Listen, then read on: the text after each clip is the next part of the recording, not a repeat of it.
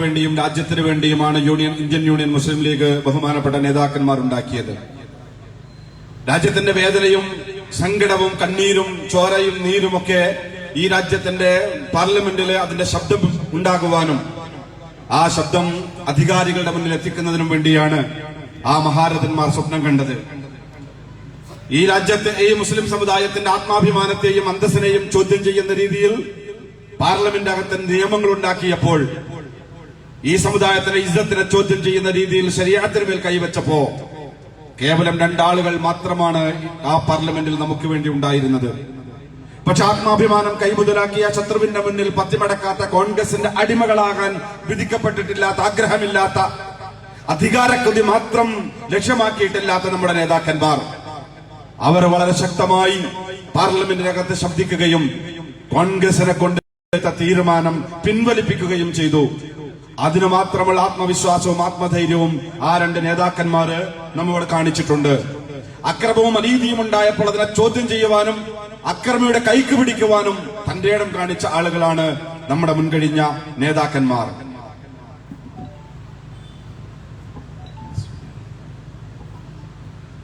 बहुत ज्यादा वक्त नहीं है, बहुत लंबी तकरीर नहीं कर सकता, वरना घंटों मुझे इस बात कांग्रेस का विंग बन के रह गई। अरे जो मुस्लिम लीग पूरे देश के लिए बनी थी, वो मल्लापुरम की सरहद के बाहर निकल पा रही है। क्या वजह है? आज आप यहां मिनिस्ट्री में रहते हैं, रूलिंग क्लास में रहते हैं, सीएच मोहम्मद कोया डिप्टी चीफ मिनिस्टर रहे, लेकिन चीफ मिनिस्टर बने तो सिर्फ 1.5 महीना 50 दिन की। क्यों आप चीफ मिनिस्टर नहीं बना पाए? 27%, 25% से 27% की पॉपुलेशन है आपकी।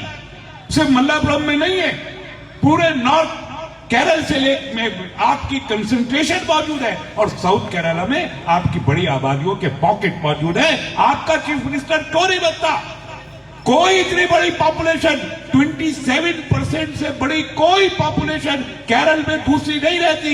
सिर्फ सबसे बड़ी पॉपुलेशन आप है, तो अगर लाइफ हो रहा है तो मुख्यमंत्री आपका क्यों नहीं बनता?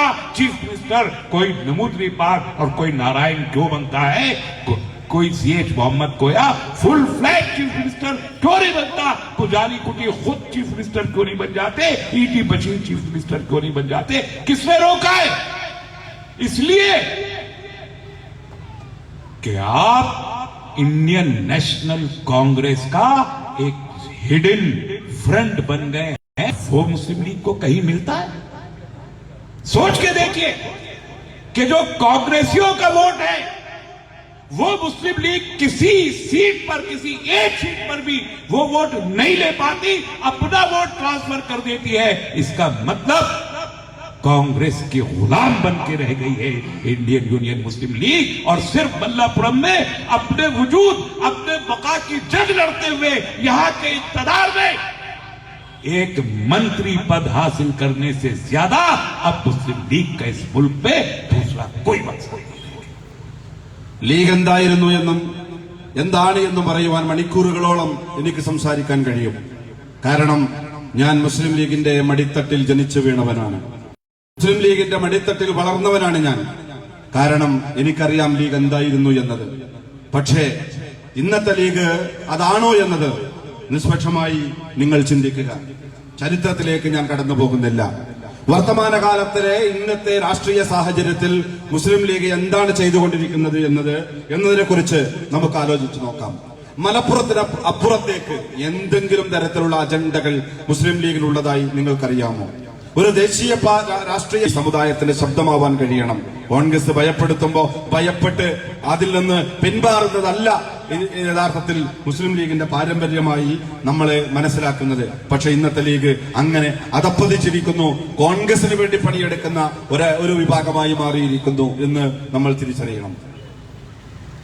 और कांग्रेस क्या है? मुस्लिम लीग जिस पार्टी का एक विंग बन गई है, एक फ्रंटल ऑर्गेनाइजेशन बन के रह गई है, वो कांग्रेस क्या है? उसका इतिहास क्या है? किसी वक्त सोशल मीडिया पे दोबारा बोलूंगा तो पूरी तारीख आपके सामने रखूंगा, लेकिन मुख्तसर में बताता हूं कि इस देश में फाशिज्म और हिंदुत्व का जो नंगा नाच आज नाचा जा रहा है, उसकी बुनियाद रखने की जिम्मेदारी इस मुल्क में सबसे बड़ी फांसीवादी पार्टी और फांसीवाद की बुनियाद रखने वाली अगर कोई पार्टी है तो वो कांग्रेस। उसको बढ़ावा देने की राजनीति की है। ये नतीजा है कि आजादी के बाद से अब तक 70,000 से ज्यादा कम्युनल राइट कांग्रेस के जमाने में हुए, चाहे सन 47 के फिसाद हो, हैदराबाद का पुलिस एक्शन, मुरादाबाद का है, आरएसएस जो आज इस मुल्क में हुकूमत कर रही है, जो एक अजनबी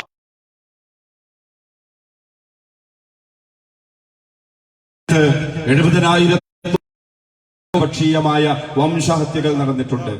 അത് പകൽപൂരും ബിജ്നോറും ഭീവണ്ടിയും അലീഗറും മീരത്തും സൂറത്തും മുറാദാബാദിനും കണ്ണൂരും കാസർഗോഡും ഗുജറാത്തിലും നാദാപുരത്തും ഒക്കെ നമ്മൾ കണ്ടത് സംഘപരിവാരത്തിന്റെ തേർവാഴ്ചയാണ്. ഈ തേർവാഴ്ച 70,000-ഓളം വരുന്ന കലാപങ്ങൾ മുസ്ലിങ്ങൾക്കും ആദിവാസികൾക്കും ദലിതുകൾക്കുമെതിരെ RSS നടത്തിയത് മുഴുവൻ ഈ പറയുന്ന കോൺഗ്രസിന്റെ സഹായത്തോടു കൂടിയാണ്. ഇന്ത്യ ഏറ്റവും കൂടുതൽ കാലം ഭരിച്ചത് കോൺഗ്രസ് ആണ്.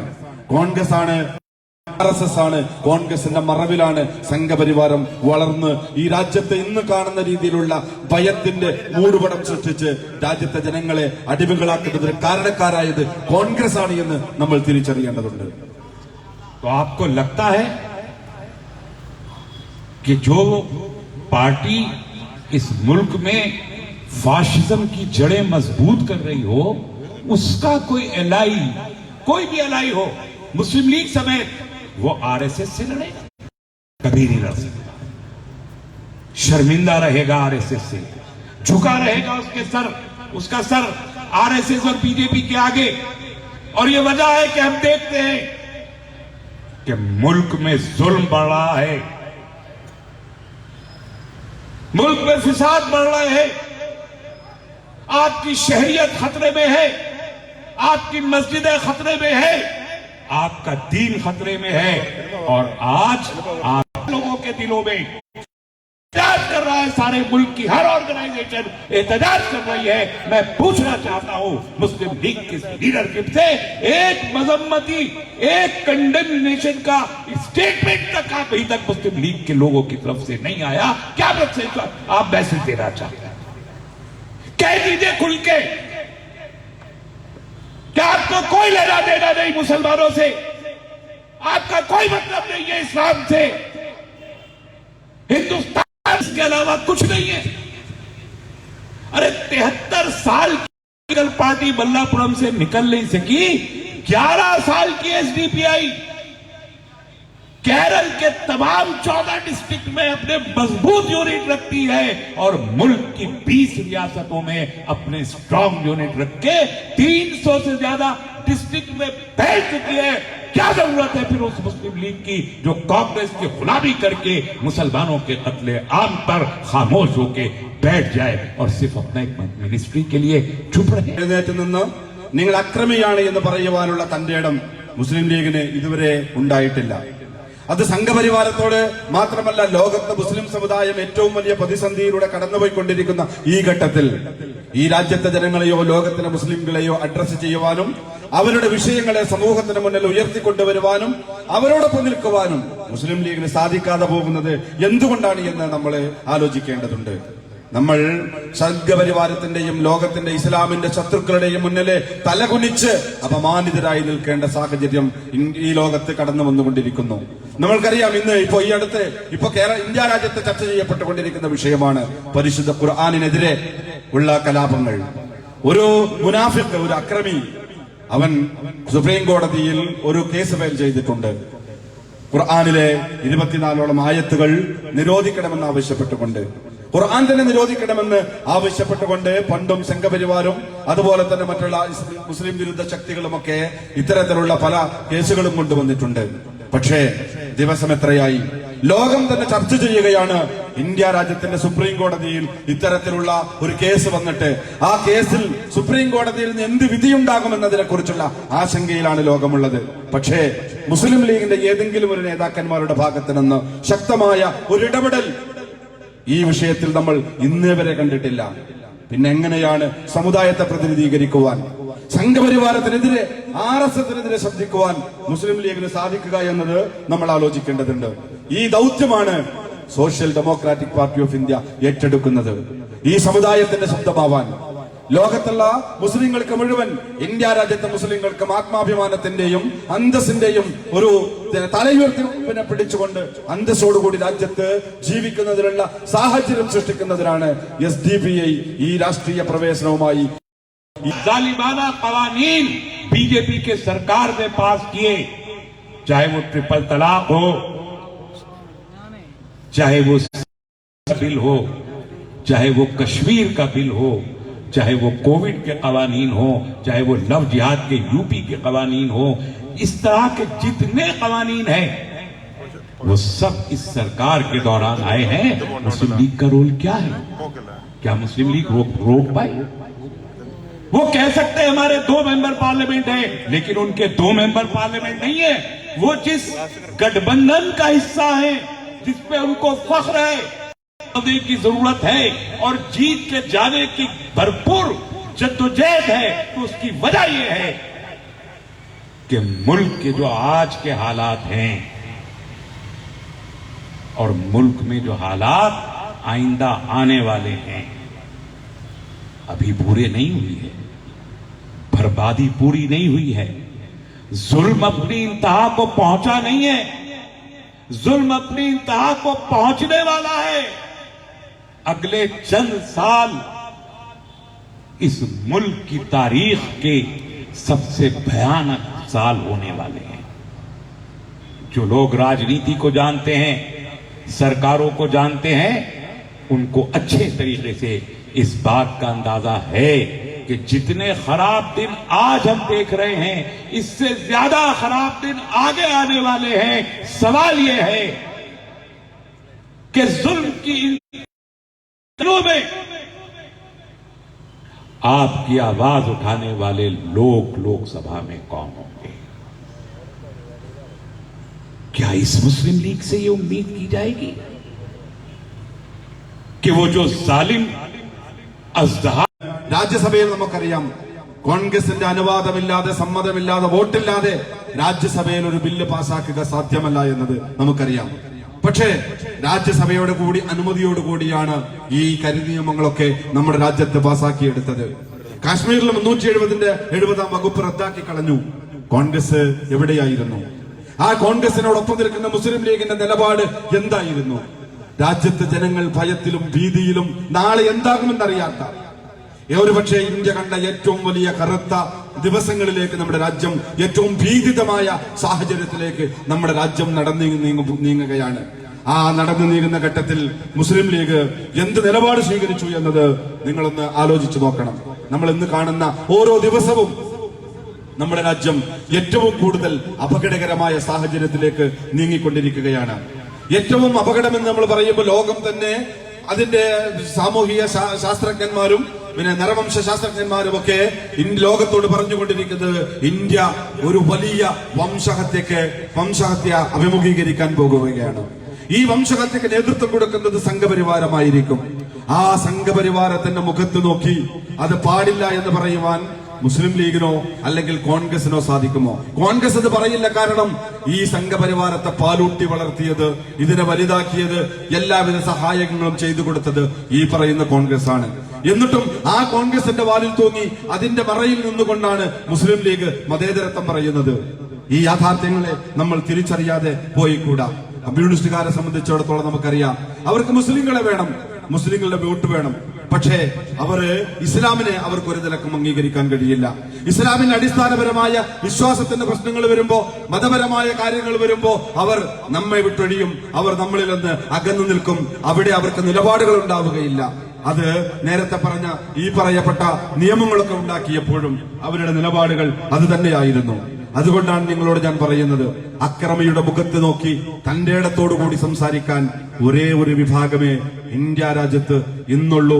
അത് social democratic party of India മാത്രമാണ് എന്ന് നിങ്ങൾ തിരിച്ചറിയേണ്ടതുണ്ട്. അത് ആ ദൗത്യം നിർവഹിക്കുവാൻ നിങ്ങൾ നിങ്ങളുടെ വോട്ടവകാശം വിനിയോഗിക്കണമെന്നാണ് നിങ്ങളോട് എനിക്ക് സൂചിപ്പിക്കുവാനുള്ളത്. एसडीपीआई इस हदफ के साथ खड़ी हुई है कि freedom from fear, freedom from hunger, freedom from fear to all, not only to Muslims. Whosoever is hungry, Hindu, Muslim, Sikh, Isai, Parsi, Jain, Brahmin, whosoever, wheresoever, पूरे देश में कहीं भी जो भूखा है उसके लिए मुस्लिम लीग खड़ी है। और पूरे मुल्क में कहीं भी कोई भी खौफ का अगर शिकार उसे किया जा रहा है तो उसकी हिमायत के लिए एसडीपीआई खड़ी है। खौफ से आजादी, भूख से आजादी। खौफजदा किया जा रहा है, हमें तो रोज खौफजदा किया जाता है, मॉब लिंचिंग के जरिए खौफजदा किया जाता है, फिसाद के जरिए किया जाता है, शरीयत पर हमले करके किया जाता है, राजनीति में राजनीतिक दलों को लेबल करके कि ये टेररिस्ट है, वैसे खौफजदा किया जाता है।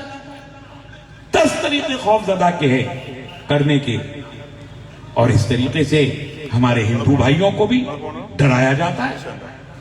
उनसे कहा जाता है कि मुसलमान ताकतवर हो गए तो शरीयत लॉ नाफिज कर देंगे। उनसे कहा जाता है कि बहू बेटियों की इज्जतें महफूज नहीं रहेंगी अगर मुसलमान की तादाद बढ़ गई। उनसे कहा जाता है 2050 तक मुसलमानों की तादाद हिंदुओं से भी ज्यादा हो जाएगी। ये सब कह के हिंदुओं को डराया जाता है, किसानों को डराया जा रहा है, मजदूरों को डराया। सिर्फ खौफ की एक सियासत इस मुल्क में की जा रही है, और इसलिए एसडीपीआई ने ये हदफ मुकर्रर किया, टारगेट तय किया कि खौफ से आजादी हमारा मोटो होगा।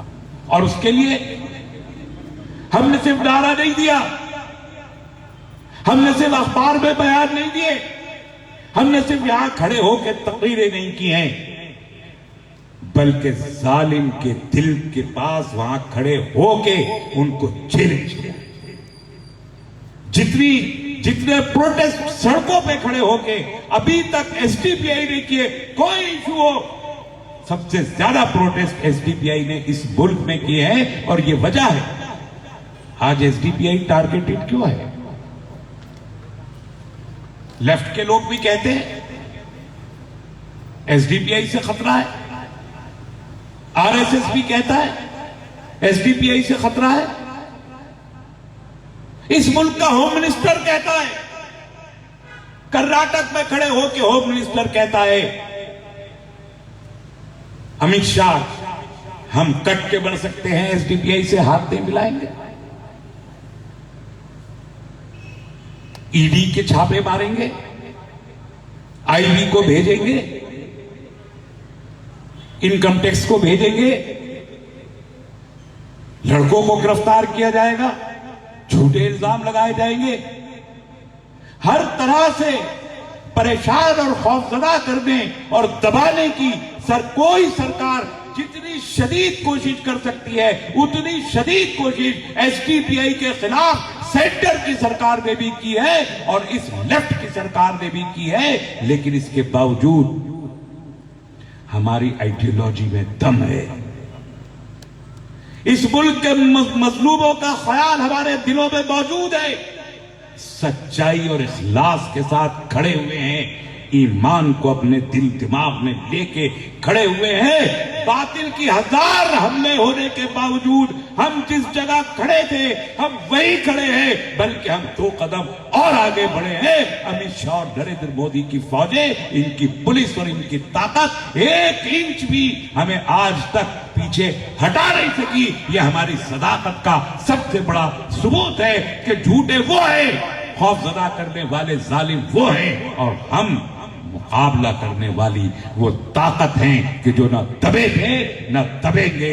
हम हक हैं, वो बातिल है। बातिल को मिटना होगा, हक को गालिब आना होगा। ये तारीख है और इस तारीख को कोई मिटा नहीं सकता।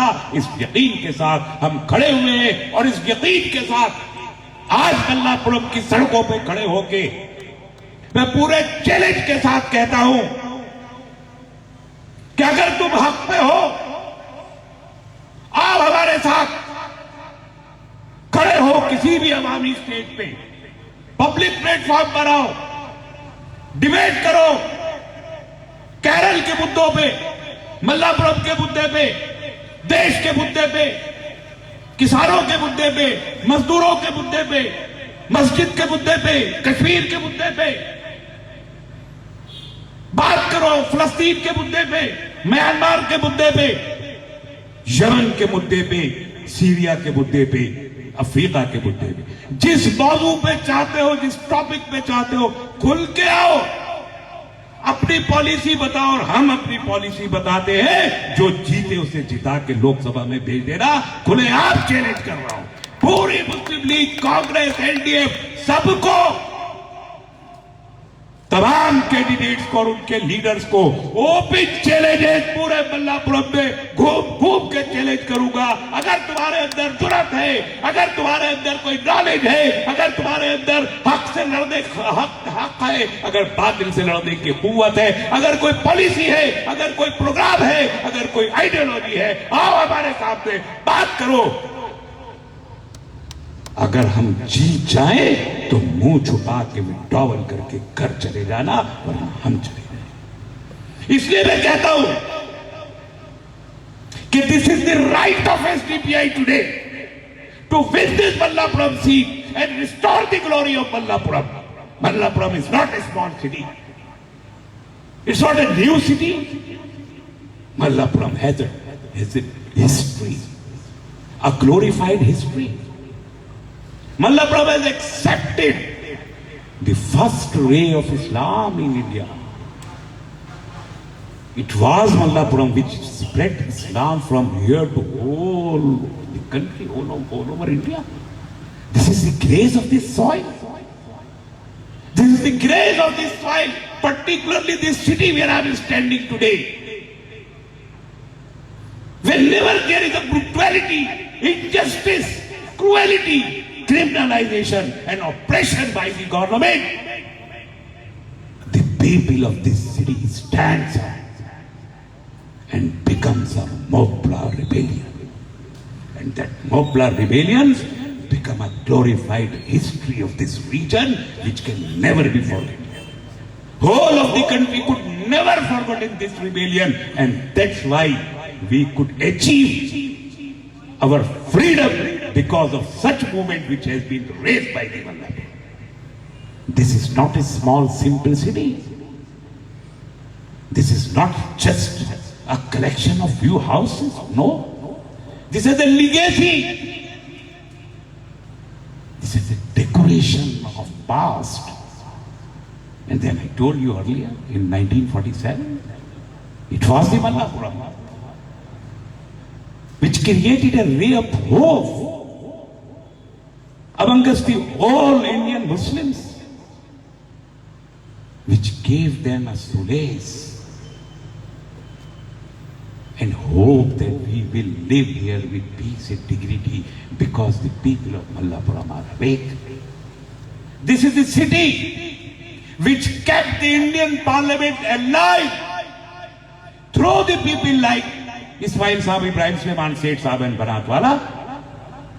Muslim League, 1905 Muslim League, the first Muslim League which was established in Dhaka in 1905, that Muslim League was representative in every council before independence, in every parliament, in every provincial assembly, in every part of the country, and it was a part and parcel of the government always.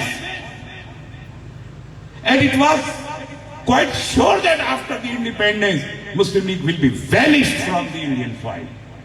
After the partition, there was no scope of any Muslim league or any Muslim political party in this country, but this was the grace of Mallapuram that it kept Muslim League alive through their efforts and their endeavor. And till today, since first Parliament of India, 1952 Parliament, till 2000 to 2021, there is not a single Parliament passed where a Muslim League representative was not present. A Muslim political party, it was the Muslim League, that Ismail Saab and those leaders has made it sure that the Indian Parliament is never emptied by the Muslim representative, and they assured it, and they were present, sometimes 2, sometimes 3, sometimes 5.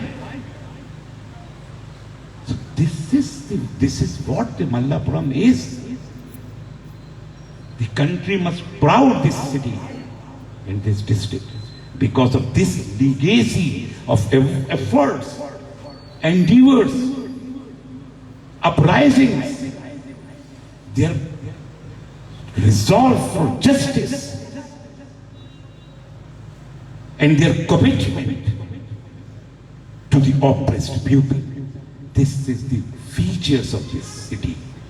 And because this city has that kind of a legacy, that's why I demand that the Mallapuram has to be revived to that glory. You have to rise again to that occasion. This is the time the country is going to be a worse kind of a condition, and the community, the Muslim community, Islamic Ummah, and the whole oppressed people of this country look forward to you. They need an opportunity from you. They demand you to send a voice to the Parliament which can raise to the traitors, which can see eye to eye to the betrayers, which can reply the same tone to those who retort to the brutality of the innocent people. This is your duty. And I promise to you, as a soldier of SDPI, as a member of SDPI, I promise to the people of Mallapuram that I will stand for this legacy till my last breath. I will revive this legacy. I will never be silent inside that parliament, and I will never compromise any RSS, any BJP, any Congress, any left party. I will stand for the truth. I will stand for the justice. I will speak for the people who are voiceless. Don't you want to give this opportunity to those voices? Don't you want to revive the hierarchy of your own leaders? Don't you want to see your representative speaking at a platform where whole of the country, and not the country alone, but the whole world can listen your voice? Don't you want that? Do you think these present incumbents from Muslim League, they can serve this purpose? Never, I assure you. I assure you never. And if they cannot do it, and somebody is there who can do it, and you know that they can do it, then why don't you choose them? You don't have any other option. In this parliamentary election, we have only 4 contestants. 4 contestants. Major contestants, 4 are 4. Muslim League, SDPI, Left, and BJP. And the constituency is looking forward for a change, I tell you. I visited all over this constituency. I have seen the people want a change. They are not happy. They are not happy with the present leadership, with the present representative. They want a change. What is the alternative? Do you think the LDF can be an alternative? They were never an alternative to you. Never. They are not for you. If they would be for the people of Mallapuram, you just compare how many education institutions they opened in Mallapuram as compared to the South Kerala. Just compare. How many schools? How many universities?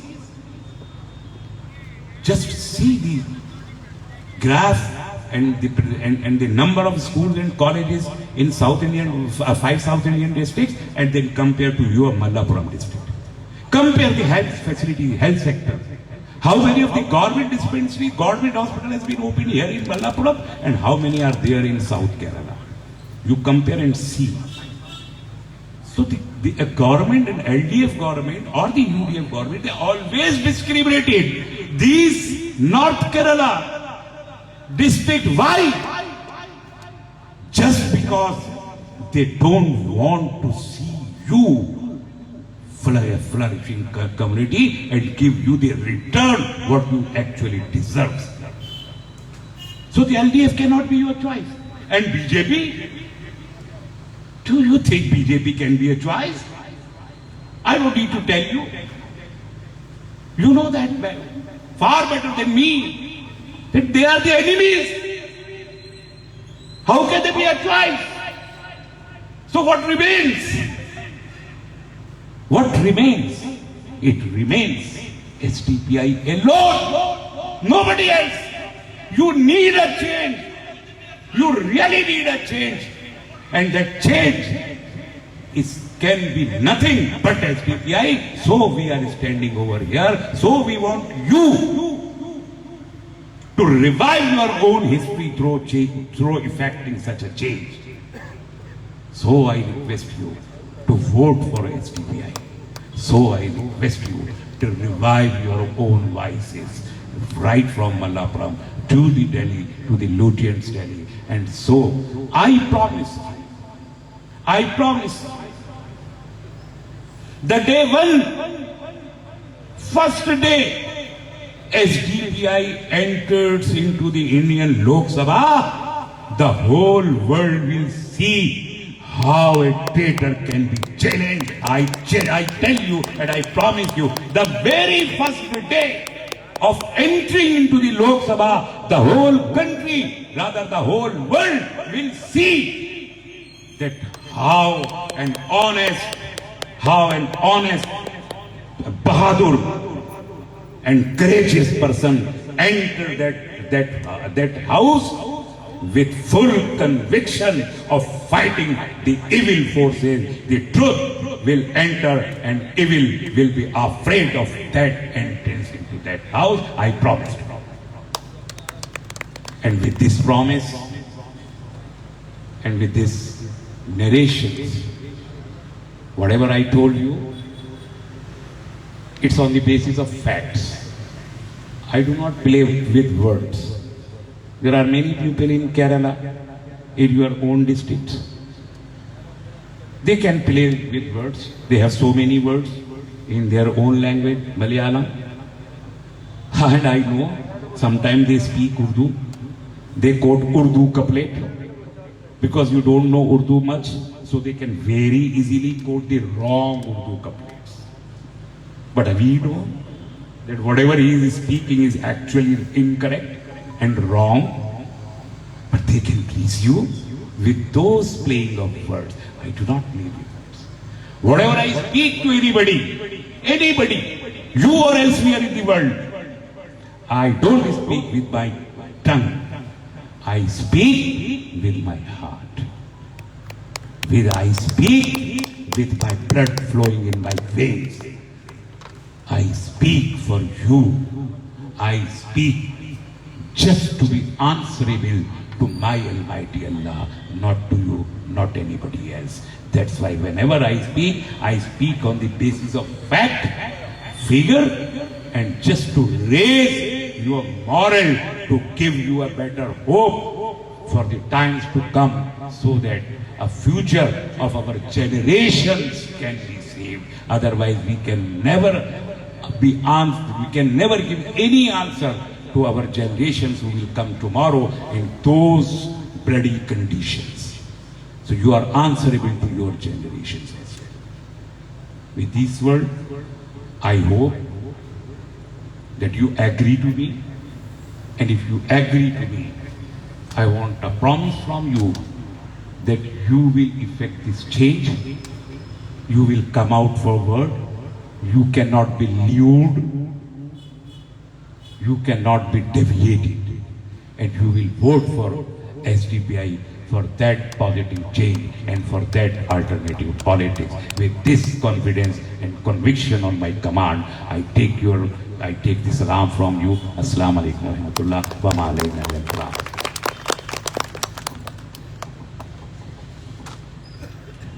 SDPIയുടെ മുദ്രാവാക്യം ഭയത്തിൽ നിന്ന് മോചനം, വിശപ്പിൽ നിന്ന് മോചനം എന്നതാണ്. India രാജ്യം ഏറ്റവും അതിഭീകരമായ ഭയത്തിന്റെ നിഴലിലാണ് ഇന്നുള്ളത്. സംഘപരിവാരം അതിന്റെ എല്ലാ ദ്രംഷ്ടകളും നമുക്ക് നേരെ ഉയർത്തിക്കൊണ്ടിരിക്കുകയാണ്. രാഷ്ട്രീയ പാർട്ടികളെയും അതുപോലെ തന്നെ സംഘപരിവാരത്തിന് വിരുദ്ധമായി സംസാരിക്കുന്ന മുഴുവൻ ആളുകളെയും അധികാരത്തിന്റെ ദണ്ടുപയോഗിച്ച് ഉദ്യോഗസ്ഥന്മാരെ ഉപയോഗിച്ചുകൊണ്ട് ഭയപ്പെടുത്തി കീഴ്പ്പെടുത്തുകയാണ്. ചിലരുടെ അടുക്കലേക്ക് NIA അയക്കുന്നു, ചിലരെ അടുക്കലേക്ക് ED അയച്ചുകൊണ്ട് ഭയപ്പെടുത്താൻ ശ്രമിച്ചുകൊണ്ടിരിക്കുകയാണ്. പലർക്കും അതുകൊണ്ട് തന്നെ RSSനോട് എതിരെ സംസാരിക്കുന്നതിന് പരിമിതികൾ ഉണ്ടായിക്കൊണ്ടിരിക്കുകയാണ്. പക്ഷെ നമ്മളെ സംബന്ധിച്ചിടത്തോളം യാതൊരു തരത്തിലുമുള്ള പരിമിതികൾ RSSനെതിരെ സംസാരിക്കുന്നതിനില്ല. കാരണം ഇന്ത്യ രാജ്യത്തിന്റെ യഥാർത്ഥ ശത്രു RSS അത് മാത്രമാണ് എന്ന് ഈ രാജ്യത്തെ ജനങ്ങളോട് ഇതിന്റെ തുടക്ക കാലഘട്ടം മുതൽ നമ്മൾ പറഞ്ഞുകൊണ്ടിരിക്കുന്നവരാണ്. RSSനെ നമ്മൾ അതിന് മനസ്സിലാവുന്ന ഭാഷയിൽ ഇന്ത്യ രാജ്യത്തിന്റെ തെരുവോരങ്ങളിൽ RSSനോട് നമ്മൾ സംസാരിച്ചു കൊണ്ടിരിക്കുകയാണ്. ഇന്ത്യ രാജ്യത്തിന്റെ ഭരണകൂടം ഓരോരുത്തരെയും കർഷകന്മാരെ ഭയപ്പെടുത്തുകയാണ്, ഉദ്യോഗസ്ഥന്മാരെ ഭയപ്പെടുത്തുകയാണ്, തൊഴിലാളികളെ ഭയപ്പെടുത്തുകയാണ്. എല്ലാവരുടെ മേലും ഈ ഭയത്തിന്റെ ഒരു മൂടുപടമിട്ടുകൊണ്ട് കാർമേഘം കൊണ്ടുവന്നുകൊണ്ട് എല്ലാവരെയും കീഴടക്കാനാണ് അവർ ശ്രമിച്ചുകൊണ്ടിരിക്കുന്നത്. മലപ്പുറത്തിന് ഒരു പാരമ്പര്യമുണ്ട്. മലപ്പുറത്തിന്റെ പാരമ്പര്യം എന്ന് പറയുന്നത് അക്രമത്തിനും അനീതിക്കുമെതിരായ പോരാട്ടത്തിന്റേതാണ്. ലോകം ഈ മലപ്പുറത്തെ ഓർമ്മിക്കുന്നത് ഈ രാജ്യത്തിന്റെ സ്വാതന്ത്ര്യ സമരത്തിന്റെ ചരിത്രത്തിൽ നമ്മുടെ പിതാമഹന്മാർ നൽകിയ അവരുടെ സംഭാവനകളാണ്. അക്രമിയുടെ മുന്നിൽ എഴുന്നേറ്റ് നിന്ന് നീ ചെയ്യുന്നത് അക്രമമാണ്, ഇത് ഞങ്ങൾ അനുവദിക്കുകയില്ല എന്ന് പറഞ്ഞ ഒരു പാരമ്പര്യമാണ് മലപ്പുറത്തിന്റേത്. ആ പാരമ്പര്യം തിരിച്ചു പിടിക്കാനാണ് ഞങ്ങൾ നിങ്ങളോട് പിന്തുണ അഭ്യർത്ഥിച്ചുകൊണ്ടിരിക്കുന്നത്. 1992 ഇന്ത്യ രാജ്യം ഭീതിയുടെ നിഴലിൽ നിന്ന് ഈ രാജ്യത്തെ സമുദായങ്ങളെ മുഴുവൻ ഈ ബാബരി മസ്ജിദിന്റെ തകർച്ചയ്ക്ക് ശേഷം മുസ്ലിം സമുദായത്തിനെ ഭയപ്പെടുത്തി കീഴ്പ്പെടുത്താനുള്ള ശ്രമങ്ങൾ ഉണ്ടായപ്പോൾ അതിനെതിരെ ശക്തമായ ചെറുത്തുനിൽപ്പ് നടത്തിയിട്ടുള്ള ഒരു സമൂഹമാണ് ഈ രാജ്യത്തെ മുസ്ലിങ്ങൾ. അതുകൊണ്ട് തന്നെ മലപ്പുറത്തിന്റെ പാരമ്പര്യത്തിന് നമ്മൾ അതിന് വില കൽപ്പിക്കേണ്ടതുണ്ട്. ആ വില അതിനുള്ള വില എന്ന് പറയുന്നത് ഇന്ന് സംഘപരിവാരത്തിന് മുന്നിൽ എഴുന്നേറ്റ് നിൽക്കേണ്ട സമയമാണ്. ആ സമയത്ത് ശക്തമായ നിലപാടുകളുമായി RSSനെ പ്രതിരോധിക്കുക എന്നത് മാത്രമാണ്. RSSനെതിരെ പ്രസംഗിക്കുകയും കവിത എഴുതുകയും ചെയ്തുകൊണ്ട് RSSനെ നേരിടാമെന്നത് നമ്മുടെ വ്യാമോഹം മാത്രമാണ്. RSSനെ നേരിടേണ്ടത് തെരുവിലാണ്. കാരണം RSS ഈ രാജ്യത്തെ ജനങ്ങളിലേക്ക് വന്നുകൊണ്ടിരിക്കുന്നത്, ഈ രാജ്യത്തിലെ ജനങ്ങളെ അടിമകളാക്കിക്കൊണ്ടിരിക്കുന്നത് അവരുടെ കായബലം കൊണ്ടാണ്.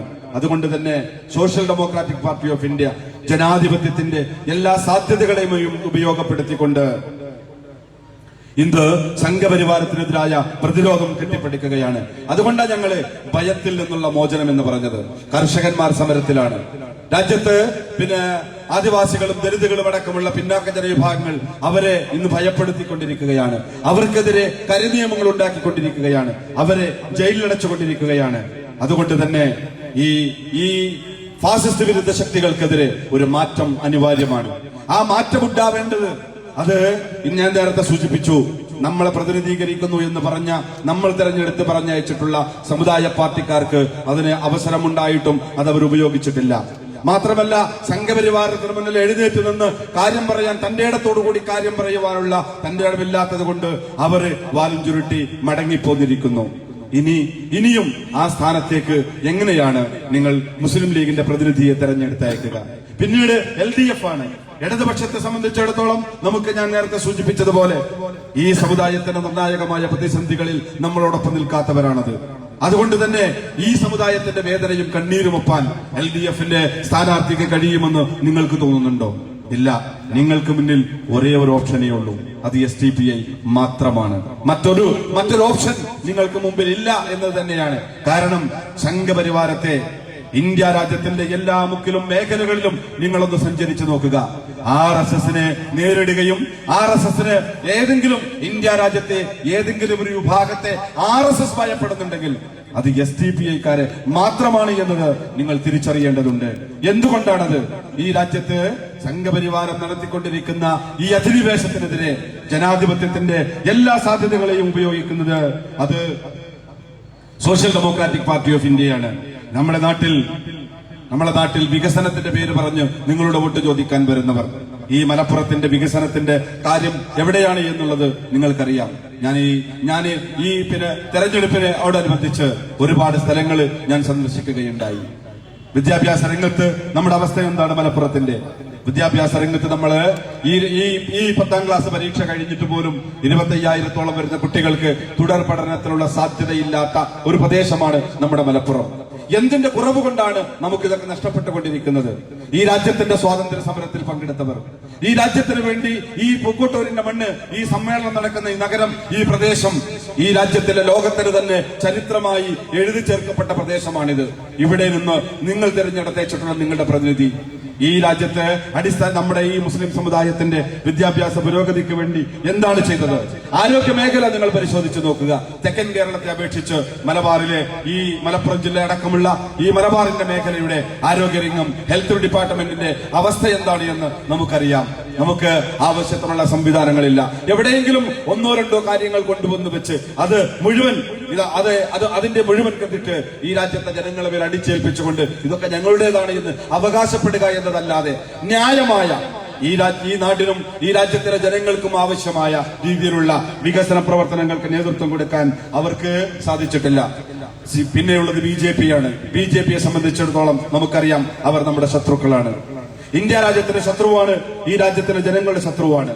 കാരണം ഈ രാജ്യത്തിന്റെ മതേതരത്വത്തെയും ജനാധിപത്യത്തെയും കശാപ്പ് ചെയ്ത് തങ്ങളുടെ വർണ്ണാശ്രമധർമ്മത്തിൽ അധിഷ്ഠിതമായ, ചാതുർവർണ്ണത്തിൽ അധിഷ്ഠിതമായ ഒരു ഭരണഘടനയുണ്ടാക്കി ഈ രാജ്യത്തെ ജനങ്ങളെ ജാതിയുടെയും മതത്തിന്റെയും വർണ്ണത്തിന്റെയും അടിസ്ഥാനത്തിൽ അടിമകളാക്കുവാനും അത്തരത്തിൽ അങ്ങനെ ആളുകളെ ചൂഷണം ചെയ്യുവാനും വേണ്ടി മാത്രം ലക്ഷ്യം വെച്ചുകൊണ്ട് പ്രവർത്തിക്കുന്നവരാണ് BJP-ക്കാർ.